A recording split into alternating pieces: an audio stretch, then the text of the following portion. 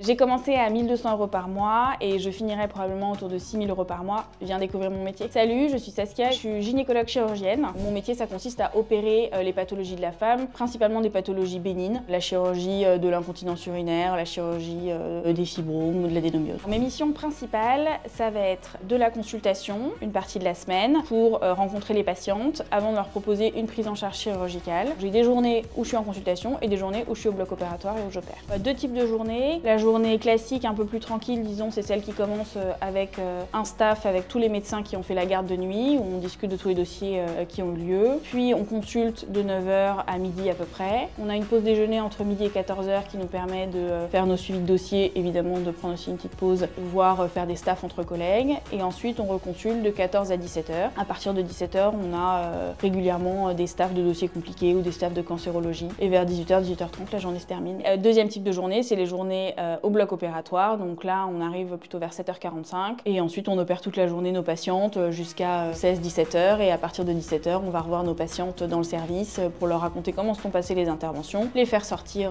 rentrer chez elles ou les garder pour la nuit en fonction du type d'intervention. Un avantage, c'est que c'est un métier utile où on sait qu'on fait quelque chose de bien au quotidien. Les inconvénients du métier, ça va être les horaires qui peuvent être extensifs, notamment les urgences qu'on ne peut pas toujours contrôler, qui n'arrivent pas forcément au bon moment dans la journée, et le travail de nuit ou de week-end. La fourchette de salaire début de carrière, entre 1 200 et 2 000 € quand on est encore un peu en alternance, disons, comme interne. Et ensuite, en fin de carrière, un médecin hospitalier, il va être autour de 6 000 € à peu près en fin de carrière. Si je devais dire quelque chose aux jeunes qui ont envie de faire ce métier, je leur dirais de foncer parce que c'est vraiment un métier incroyable qu'on ne regrette pas et on n'a pas envie de changer de métier 3 fois dans sa vie. Mais en revanche, il faut être motivé et avoir envie de travailler.